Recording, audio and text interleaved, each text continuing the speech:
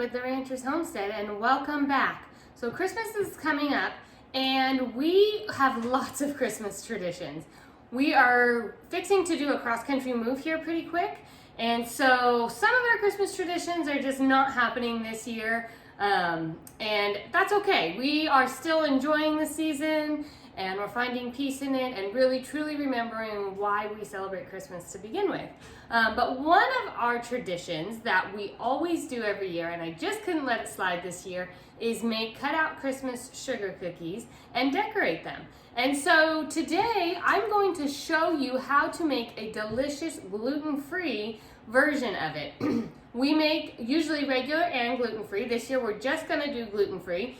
And this recipe is so good because you can use it with just regular all-purpose flour, or you can just substitute out the flour for a gluten-free all-purpose flour and you have gluten-free cookies. So I'm going to show you what we're going to do. I'm going to use my stand mixer for this because it's my workhorse in the kitchen and I use it for everything. But if you don't have one, you can just use a hand mixer. That's just fine. You're just going to want to beat softened butter, and so this helps with that. So you're going to take 1 cup of softened butter and you're going to throw that on into your mixer, or if you're using a hand mixer, you'll just beat it with a hand mixer. And then I have 2/3 a cup of sugar right here, and I'm going to dump that in with it. Now I'm going to turn this on, there we go, and let it mix all up and get all nice and soft. So what you're looking for is just kind of like a paste. Your butter to not be in cubes anymore, but be whipped up and mixed up with the sugar. We're going to let that go for a minute. And while that's going, I'm going to start with my flour here. Go ahead and wait so that I can turn this off so you can hear me. Go one more notch and really get it beat up. Okay. We're going to dump this out, or push it out off of here. Okay, I have 2½ cups of flour in here, and I've used all-purpose gluten-free flour cup for cup. Now, I have used multiple different kinds of gluten-free all-purpose flour, and what I have found is that not all gluten-free flours are the same. They will work the same-ish. They are an all-purpose flour. However, the product of what you get at the end and how it tastes is going to depend on the brand of flour that you use. Some of them are a little more grainy, some of them just get gummy. There's just all different things that happen. So the best one that I have found is using cup for cup.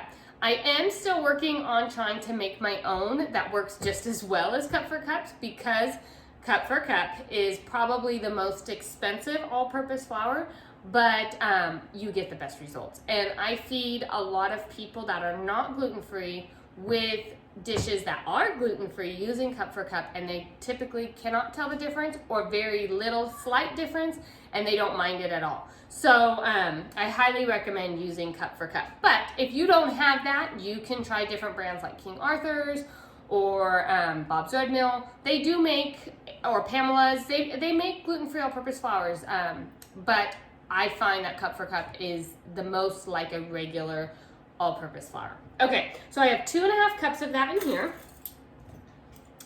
and I am going to add in 1/2 teaspoon of salt. I like to use Himalayan pink salt. I don't buy any cheap salt unless I'm using it for cleaning or something. I always buy a good quality salt, and I do that on Azure Standard. And then you're just going to mix the salt up in here. It's not anything big.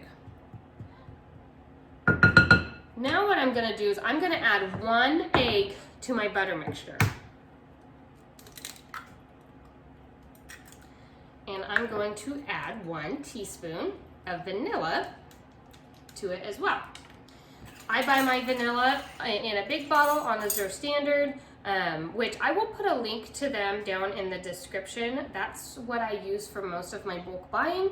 I no longer use Costco. I now use Azure Standard for everything, and I've been doing it for months, and I love it. So if you go to my Instagram page, I'm going to talk more about it, and I will save that to a highlight on what Azure Standard is.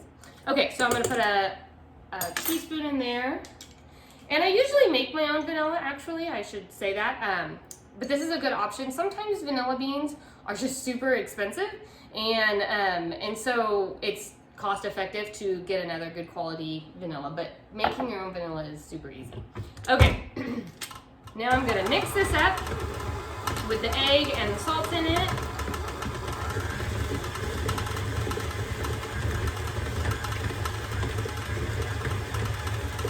And let it get all incorporated. Once that is, I'm gonna go ahead and put in half of my flour, let it mix up, and then add in the other half.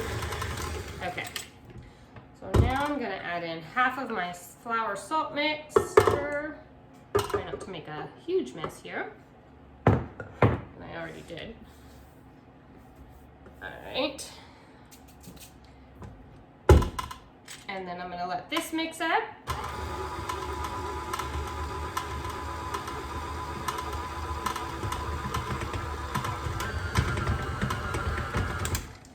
And then I'm going to add the rest of it in.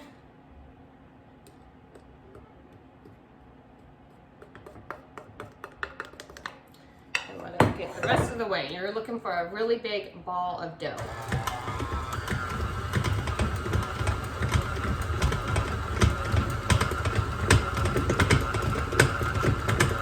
And again, if you just have a hand mixer, you can do this by hand. I always use my stand mixer because I have it, and like I said, it's the workhorse in my kitchen, and it's just easier and faster. Okay, so now I have a nice dough here, and I'm going to show it to you so you can see what the consistency is supposed to look like.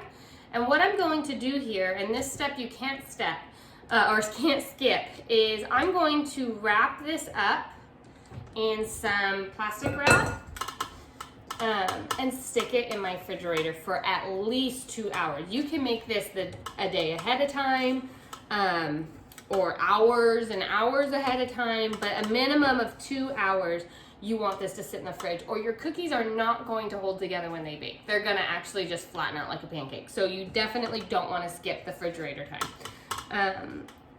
So now you just have a ball of sugar cookie dough. And like I said, I'm gonna wrap it up. I'm gonna stick it in the refrigerator, and then we'll come back and I'll take it out and show you how I roll it out.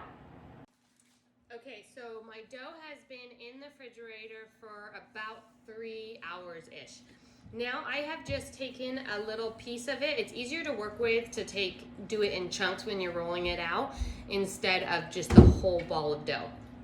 You can definitely just flour your surface with gluten-free flour, all-purpose flour, and put your dough right on it. You have to use quite a bit of flour when doing it that way. And so what I like to do is just put it in between 2 pieces of parchment paper with a very small amount of flour. You probably don't need very much. I might even have too much here. That way your dough isn't super floury. So you're gonna go ahead and put it in between 2 pieces of parchment paper. Here's a little trick when you're doing it so it doesn't slide, is I take both pieces and I hold it with my belly while I roll. And then you're just gonna work it out. You may need to let your dough thaw out on the counter for just a few minutes once you get it out of the fridge, so it's a little bit easier to work with. And then I'll turn it, and I will put the remaining of that holding it with my belly, and we'll flatten it out. Okay, so we have it all flattened out, and now you're just gonna take your favorite style cookie cutter and cut it out. And then you are going to bake them on a cookie sheet. I do not spray my cookie sheet. Bake them on a cookie sheet at 350 degrees until they're golden brown, which is usually between 8 and 12 minutes. And then let them cool completely and they're ready for frosting and decorating. And I know I say this often, but just because you're gluten-free does not mean that you need to miss out on different foods and traditions. There are ways to go around it and you don't have to eat cardboard. So I hope that everyone has a very Merry Christmas and enjoys the holidays with their families. Take care.